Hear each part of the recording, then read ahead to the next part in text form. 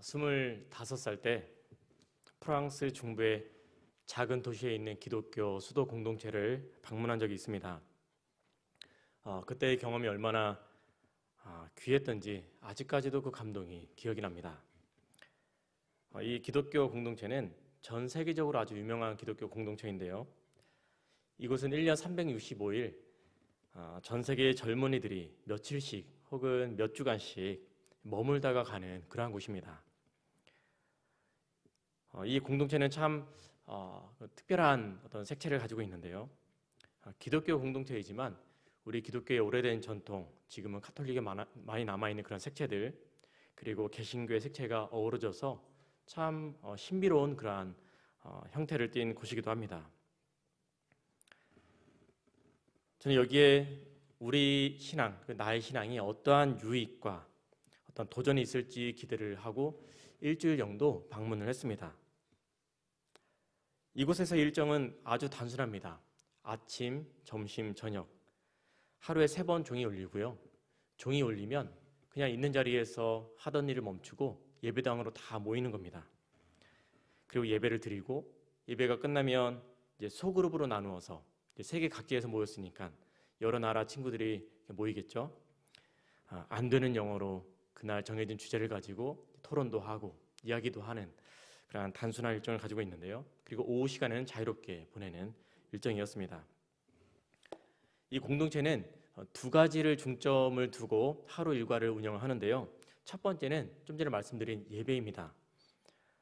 이 공동체에 들어가는 그 입구에 큰 종이 있는데요. 그 종이 여러 개가 있어요. 큰 종, 작은 종, 다양한 종이 있는데요. 크기가 다른 여러 개의 종이 동시에 울리면 아주 예쁘게 그 마을에 이제 퍼집니다. 그러면 말씀드렸다시피 자던 사람도 일어나서 또 밥 먹던 사람도 일어나서 그 예배당으로 그냥 가는 겁니다. 사람들은 이 예배당에 들어와서 이제 의자 없는 바닥에 앉고 이제 침묵을 유지합니다. 그러면 잠시 후에 이제 하얀색 옷을 입은 사역자들이 쭉 줄을 서서 들어옵니다. 그리고 파이프 오르간이 연주가 되죠. 그러면 이 오르간의 연주에 맞춰서 한 1000명에서 2000명 정도 되는 이 젊은이들이 그 예배당 안에 있는 악보들을 하나씩 집어들고요. 그 악보들이 다 사성부로 되어 있거든요. 자기가 원하는 파트를 부르는 거예요. 얼마나 멋있는지 몰라요. 처음에는 라틴어로 불렀다가 그 다음에 프랑스어로 불렀다가 잘 모르지만 그냥 대충 부르는 거예요. 영어는 좀 반가워서 영어는 잘 불렀던 것 같고요. 한국어도 있었던 것 같아요. 그렇게 이제 다양한 언어로 화음을 맞춰서 부르는데 사실 언어가 그렇게 중요하지 않더라고요. 우리가 함께 하나의 하모니를 이루어서 그 찬양을 공간에 채워나가는 그 형태가 너무 신비로웠고 마치 이것이 천상의 예배가 아닐까라고 하는 그런 마음이 들 정도로 굉장히 특별한 경험이었던 것 같습니다. 이 찬양이 끝나면 이제 한 사역자가 나와서 또 여러 개의 언어로 동일한 성경 본문을 이렇게 읽어 나갑니다. 그리고 성경 본문을 이제 봉독하는 것을 마치고 나면 이제부터는 침묵입니다. 한 15분에서 20분 정도. 이런 침묵이요. 숨소리조차도 거슬릴 정도의 이런 침묵을 유지하면서 15분 정도를 유지하는데요. 그 시간이 얼마나 특별한 시간이었는지 아직도 생생합니다. 나의 이 육체의 감각들이 막 깨어나는 느낌, 작은 소리마저도 다 들리는 느낌, 그러한 가운데서 이제 하나님의 음성을 찾아가는 그런 시간이었던 것이죠. 그리고 나서 이제 찬양 한두 곡 더 부르고 예배는 끝이 납니다. 단순하죠? 그런데 이 단순함과 소박함과 이 절제 속에서 마치 이 하늘에 있는 성도와 이 땅의 성도가 함께 예배를 드리는 것 같은 그런 착각을 불러일으키는 그런 신비와 감동이 있었습니다. 이것이 바로 이 공동체가 가진 첫 번째 중점 사항이자 힘인 것 같습니다. 두 번째는 이제 가난 체험입니다. 기아 체험이라고 하는데요. 여기는 이제 방문자로 하여금 가난을 경험하십시오라고 합니다. 그래서 하루에 3끼를 주는데요. 아직도 기억이 납니다. 이 빨간 플라스틱 그릇 위에 빵 조금 주고요. 감자 으깬 거 있죠? 조금 주고 그리고 밥 한 공기 되는 그 그릇에 한 3분의 2 정도 코코아 조금 담아주고 이게 한 끼 식사예요. 아침, 점심, 저녁 이렇게 먹게 되는데요. 먹고 나면 금세 배고파집니다.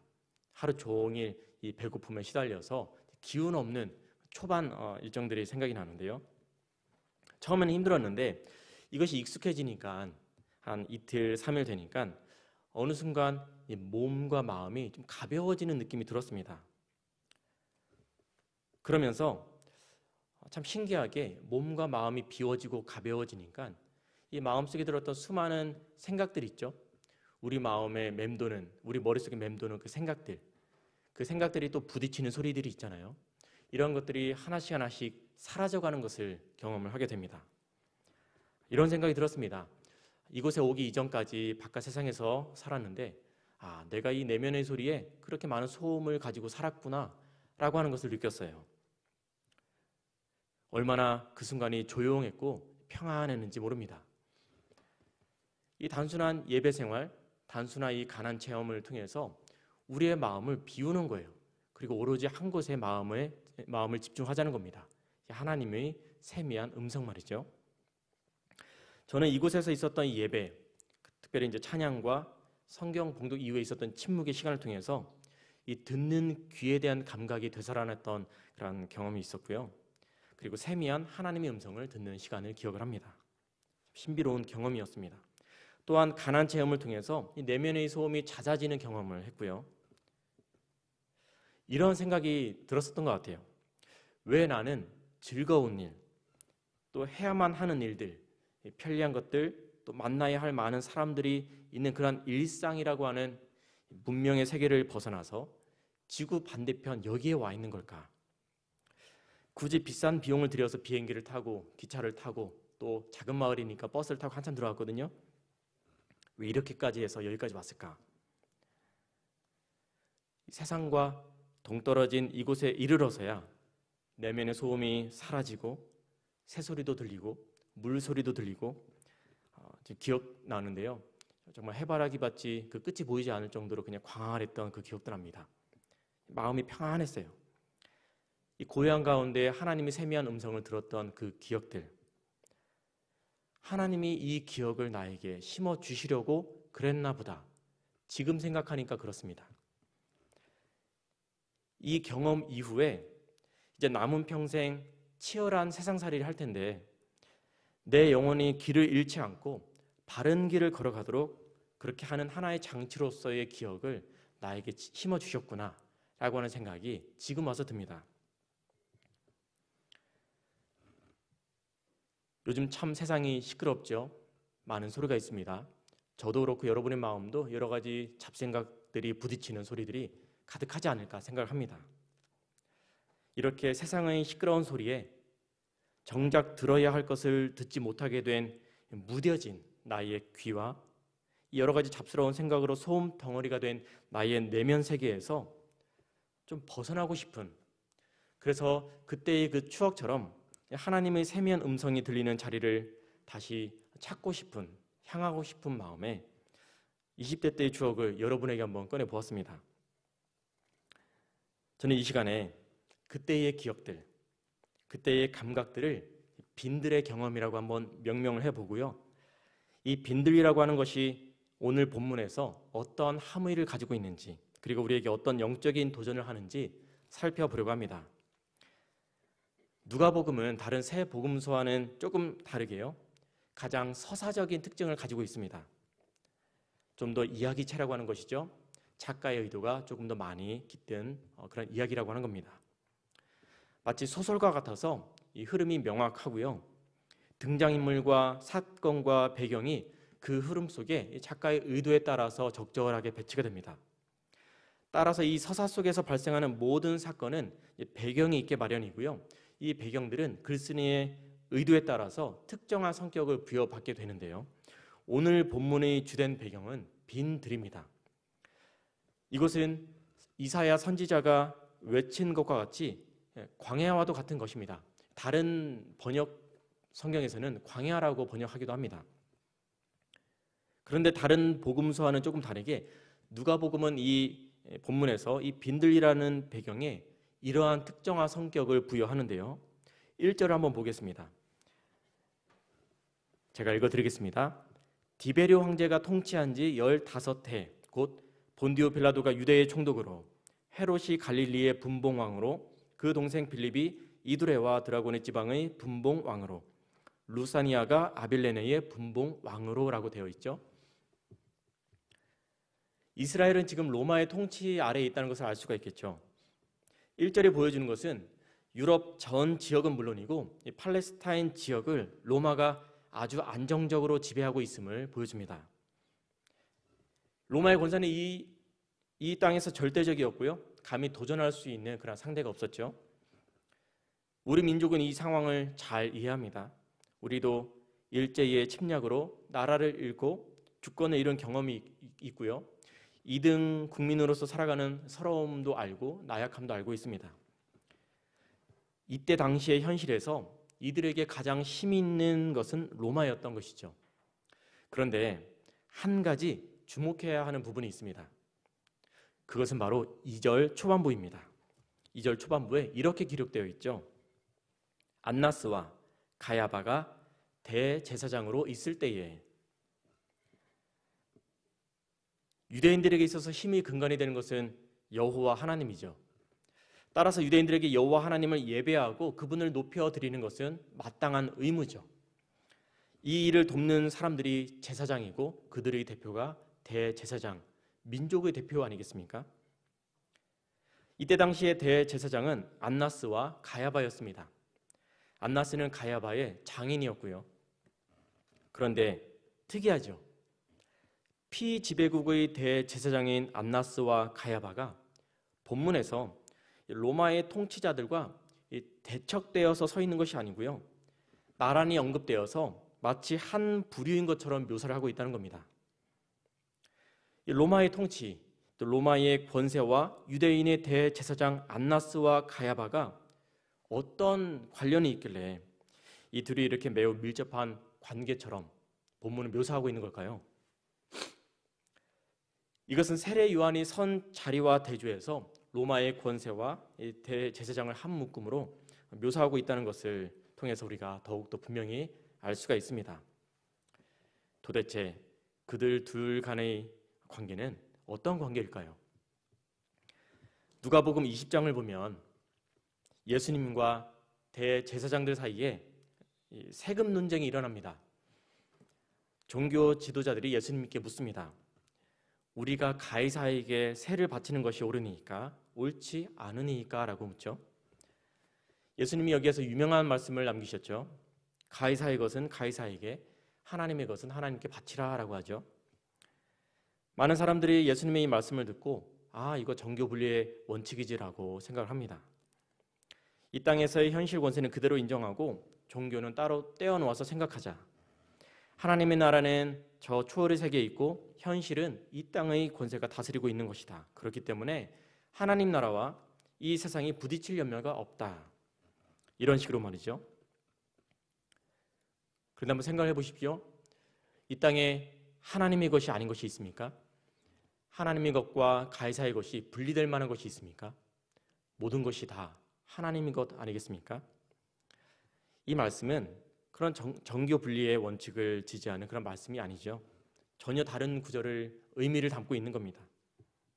예수님은 이 정치와 종교를 분리하자라고 말씀하는 게 아닙니다. 이 세금 논쟁 앞부분을 보면 이런 이야기가 나옵니다. 종교 지도자들이 예수님께 와서 묻습니다. 당신은 무슨 권위로 성전에서 백성을 가르치는가? 이 권위를 준 이가 누구인지 우리에게 말하라. 지금 이 지도자들은 예수님을 무너뜨리려고 이 질문을 던졌지만 예수님은 지금 이 상황이 정확히 무엇을 말하는지 다음의 대답으로 핵심을 짚어줍니다. 요한의 세례가 하늘로부터냐 사람으로부터냐? 실상 예수님은 이렇게 묻는 거예요. 너희들은 하늘의 권세를 따르느냐 아니면 사람의 권세를 따르느냐? 사실 그들은 하늘의 권세보다는 사람의 권세를 따르는 자들이었지만 확신이 없었던 것 같습니다. 하지만 세금 논쟁의 앞부분을 살펴보면 그들이 무슨 권세를 따르는지 정확히 알 수 있는데요. 20장 20절 전반부에 이렇게 기록되어 있습니다. 이에 그들이 엿보다가 예수를 총독의 다스림과 권세 아래에 넘기려 하여라고 기록되어 있습니다. 이 지도자들은 예수님을 하나님께 고발할 마음도 그러할 믿음도 없었던 겁니다.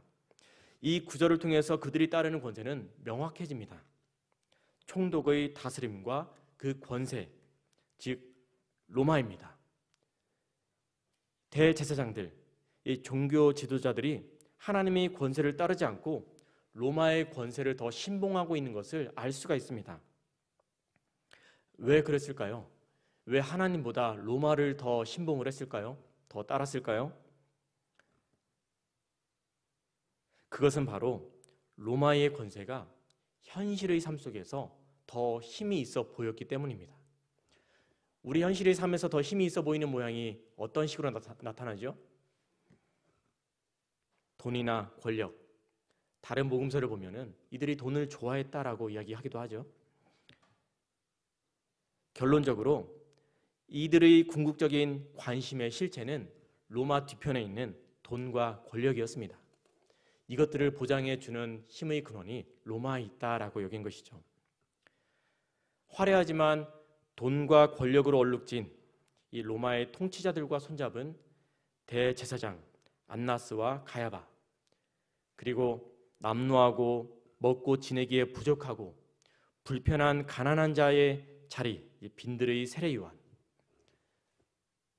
오늘 성경 누가복음은 서로 다른 이 두 자리를 대조합니다. 그리고 묻죠. 하나님의 말씀이 어디에 임하고 있는가? 여러분, 하나님의 말씀이 어디에 임하고 있습니까? 궁궐입니까? 아니면 저 화려한 헤롯 성전입니까? 아니면 누추한 남루한 이 광야 빈들의 요한입니까? 우리 2절 말씀은 같이 한번 읽었으면 좋겠습니다. 우리 2절 말씀 함께 읽어보겠습니다. 안나스와 가야바가 대제사장으로 있을 때에 하나님의 말씀이 빈들에서 사가랴의 아들 요한에게 임한지라. 아멘. 바로 이 세상의 통치가 힘을 발휘하는 곳과는 멀리 떨어져 있는 사람, 돈과 권력이 권세가 되는 곳을 등진 사람, 빈들의 요한에게 주의 말씀이 임합니다. 이것이 오늘 본문에서 빈들이 가지는 그 배경이 가진 의미입니다. 이 빈들에서는 돈과 권력이 아무런 의미가 없죠. 돈과 권력은 문명사회에서나 힘을 발휘하는 것이죠. 빈들에서는 돈과 권력만으로 생명을 부지할 수 없습니다. 빈들에서 필요한 것은 일용할 양식뿐이죠. 빈들에서 필요한 것은 일용할 양식이 끊어지지 않도록 하나님께 자비를 구하는 것뿐입니다.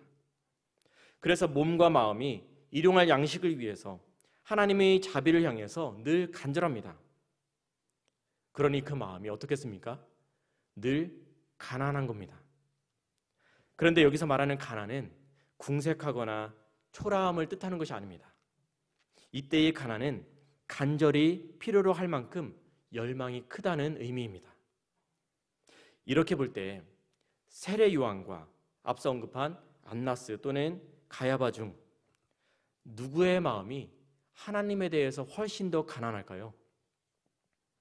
달리 말하면 누구의 마음이 하나님에 대한 열망이 훨씬 더 클까요? 간절할까요?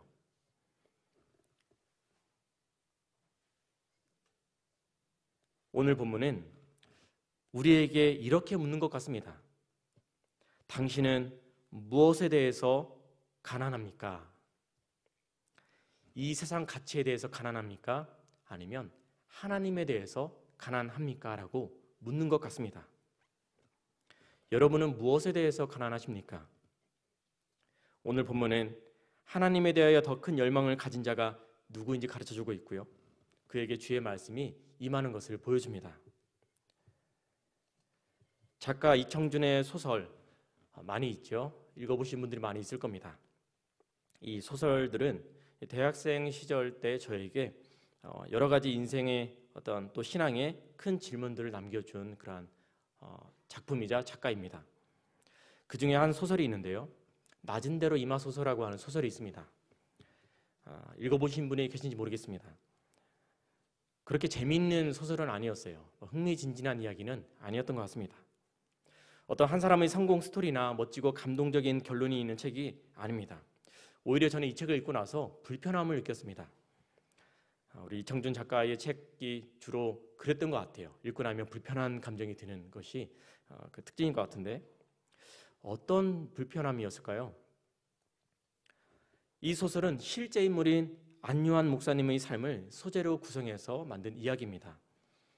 주인공 요한은 목사의 아들이지만 그 길을 뒤이어서 따를 마음은 조금도 없었고, 오히려 유학을 가서 크게 성공한 사람이 돼야지라고 하는 인생 목표를 가졌던 사람입니다. 제가 읽은 지 너무 오래돼서 한 20년 된 것 같거든요. 세세한 내용은 다 기억이 나진 않는데, 어렴풋이 기억나는 것은 신앙은 있었는데 굉장히 무덤덤한 사람이었던 것 같아요. 당연히 하나님에 대한 간절함도 별로 없었던 것 같고요. 그런 열망도 별로 없었던 것 같습니다. 그렇지만 열심히 자신의 꿈을 향해서 노력을 하였기 때문에 그 꿈을 향해서 점점 더 가까이 가는 것처럼 보였습니다. 하지만 어느 순간에 예기치 않은 절망적인 일이 생깁니다. 바로 이 양쪽 눈의 시력을 한 번에 잃게 되는 겁니다. 시력을 잃어서 맹인이 된 것도 절망적이지만 일평생 꿈꿔왔던 삶의 목표마저 덩달아 무너지는 것이 이 주인공 요한에게는 아주 큰 좌절감으로 다가온 것 같습니다. 결국 시력을 잃게 되면서 주변의 사람들이 떠나고요.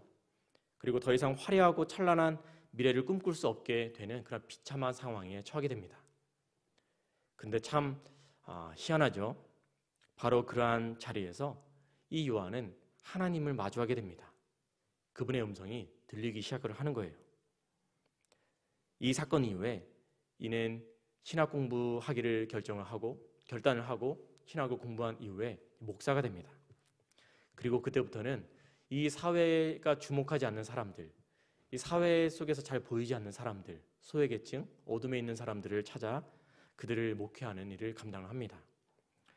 나머지 내용은 여러분 책을 사서 읽어보시면 다 아실 수 있습니다. 제가 이 책을 읽고 나서 불편했던 이유는요, 이 주인공 요한이 경험한 하나님, 그리고 그분이 살아간 인생의 방식이 익숙치가 않았어요. 사실 익숙치 않기도 했지만 더 근본적인 이유는 제가 원하는 그런 삶이 아니었는데 하나님을 만났다는 게 저는 불편했습니다. 책 제목이 모든 것을 다 암시하고 있지만 이 주인공은 가장 높은 데로 임하시는 하나님 신앙을 가졌던 사람이었습니다. 그렇지만 오히려 그 반대로 가장 낮은 데로 임하시는 하나님 신앙을 갖게 되면서 자신의 인생이 뒤바뀌게 되죠. 하나님을 더욱더 깊이 만나게 되죠. 하나님의 음성을 바로 거기에서 경험을 하게 되죠. 높은 데로 임하시는 하나님 신앙은 우리 자신을 속이기가 참 쉽습니다. 실제로는 내 손안에 쥐어지는 것이 많아지기 때문에 만족스러운 건데 이것을 착각해서 영적인 만족이라고 여기기가 쉽기 때문입니다. 그렇지만 그 반대로 낮은 데로 임하시는 하나님 신앙은 보잘것이 없죠. 주변에서 만족할 만한 것들이 없습니다. 하나님이 아니고서는 만족스러운 것이 하나도 없는 이 믿음의 상태를 의미합니다. 저의 이 불편함 이면에는 이런 질문 앞에 자신이 없었던 제 모습이 제가 보았기 때문이었던 것 같습니다. 하나님만으로 내가 저러한 상황 속에서 만족할 수 있을까? 이에 대한 답변이 자신이 없었기 때문이었던 것 같습니다. 이 소설 속 주인공이자 실제 인물 요한은 전혀 바라지 않았던 길에서 일평생 꿈꿨던 저 높은 곳이 아니라 되려 낮은 곳에서 오히려 하나님을 깊게 만나게 되고요. 비로소 영혼의 안식처를 찾게 됩니다.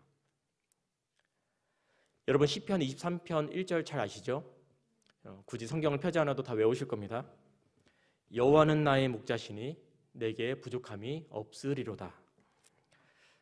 어렸을 때는 이 말씀을 이렇게 받아들였던 것 같습니다. 하나님을 믿으면 내 삶에 부족한 것들이 하나씩 채워져 나갈 것이다 라고 말이죠. 그런데 제가 자라면서 장성하면서 지금의 자리까지 오면서 느끼는 것은 이 부족함의 강도가 점점 더 커진다는 겁니다. 하나님을 믿는데도 말이죠.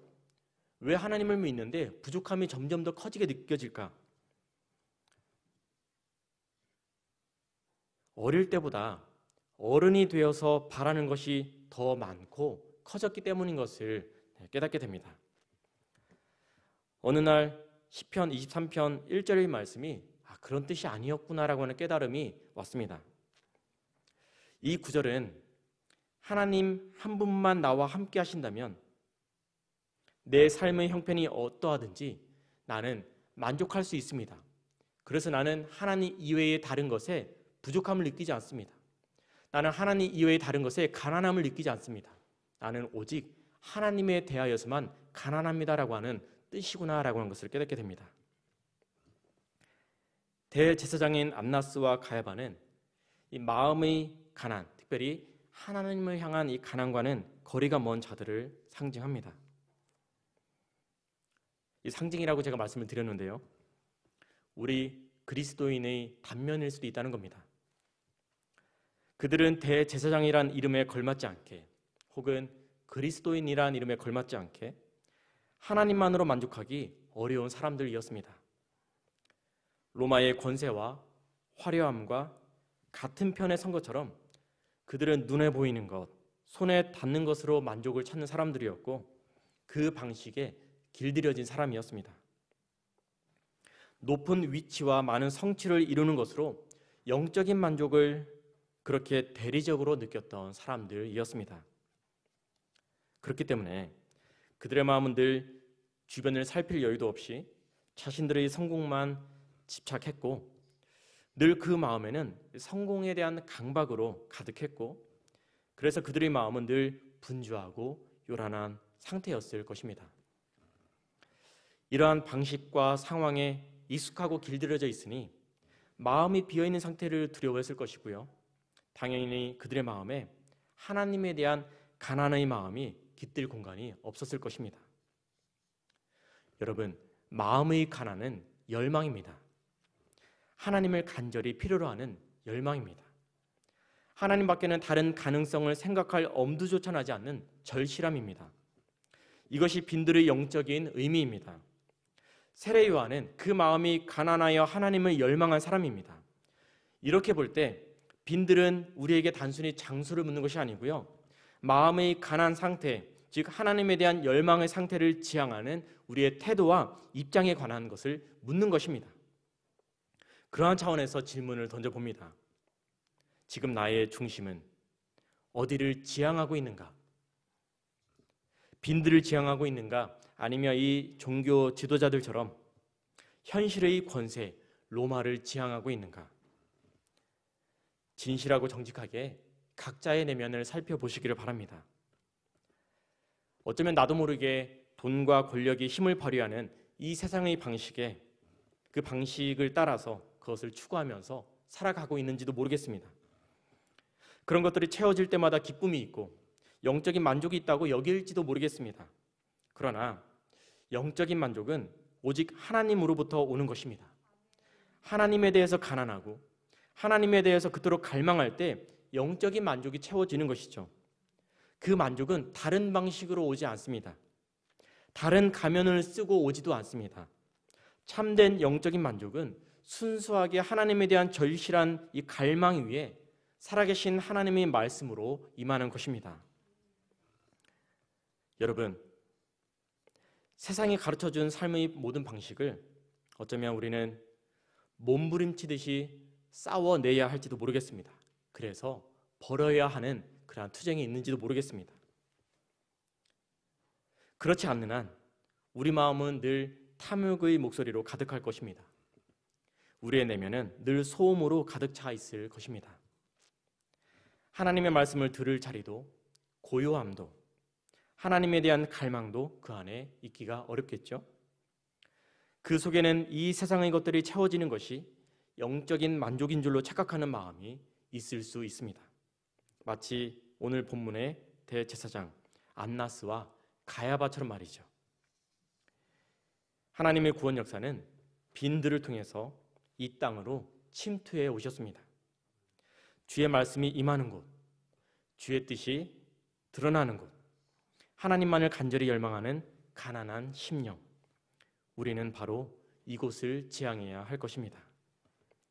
하나님은 주의 말씀이 임하는 빈들의 자리로 저와 여러분을 부르고 계십니다. 이제 설교를 마무리하겠습니다. 저는 이 세상이 가르치고 추구하는 삶의 방식에 등 돌릴 마음 하나도 없이 이 신앙이라고 하는 명목하에 여전히 빈들이 아니고 저 화려하고 풍요로운 것이 내 영혼을 채울 것이라고 믿고 그 자리에서 하나님을 찾게 될까 봐 하는 두려움이 가득합니다. 제가 말씀은 길게 드렸지만 말씀드리고자 하는 핵심은 간단합니다. 우리 모두 이 세상에 대해서가 아니라 오직 하나님에 대하여만 가난해지십시다. 내 삶의 문제는 이것도 아니고 저것도 아닙니다. 내 삶의 문제는 오직 하나님에 대한 열망이 사라지는 것 하나뿐입니다. 자녀의 문제, 가족 문제, 일터의 문제, 다른 여타의 문제 중요하죠. 그러나 여기와 씨름하는 데에 집착하지 마십시오. 우리가 먼저 서야 할 곳은 빈들, 즉 하나님에 대한 열망이 가득한 곳이며 주의 말씀이 임하고 채워지는 바로 이곳입니다. 내 영혼이 하나님을 절실히 필요로 한다는 그 사실 앞에 바로 서는 것만을 바라보시기를 바랍니다. 하나님의 구원 역사는 바로 그 자리에서 여러분의 삶으로 침투해 들어오실 것입니다. 아멘. 우리 함께 찬양 부를 때에 나 무엇과도 주님을 바꾸지 않으리 함께 주님 앞에 올려드리겠습니다.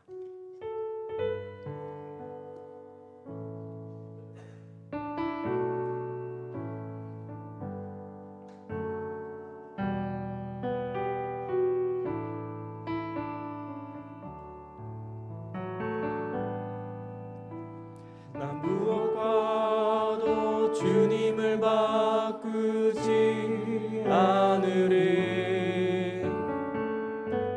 다른 어떤 은혜 구하지 않으리.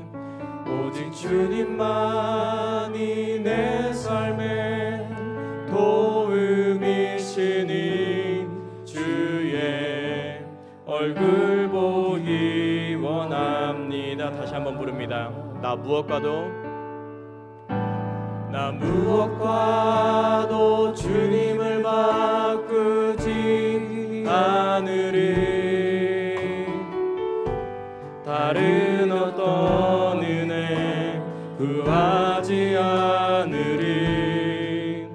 오직 주님만이 내 삶의 도움이시니 주의 얼굴 보기 원합니다. 주님 사랑해요. 주님 사랑해요.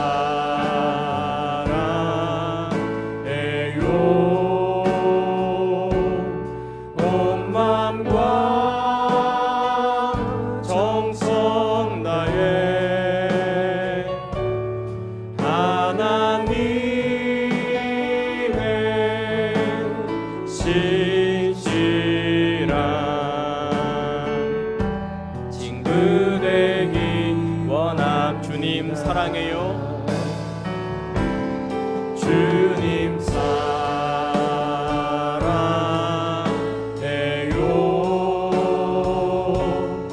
온 마음과 정성 다해 하나님의 신실한 친구 되기 원합니다. 우리 이 시간 조용히 묵상하는 마음으로 하나님 앞에 기도하길 바랍니다. 하나님이 아닌 다른 것에 대하여서, 세상의 가치에 대하여서 가난했던 마음들을 다 청산하게 하여 주시고 오직 하나님 한 분만을 향하여서 가난한 심령을 품게 하여 주시옵소서. 오직 하나님만을 열망하는 그 빈들의 자리에 다시 서고 싶습니다. 그래서 주의 말씀이 충만한 자리에 다시 서고 싶습니다. 그 자리에 섬으로 인하여서 하나님의 그 역사가 내 삶의 자리에 침투해 들어오는 역사를 경험하고 싶습니다. 이 빈들의 자리, 하나님을 향한 가난한 마음을 회복시켜 주옵소서. 우리 함께 주 앞에 기도하며 나아가겠습니다.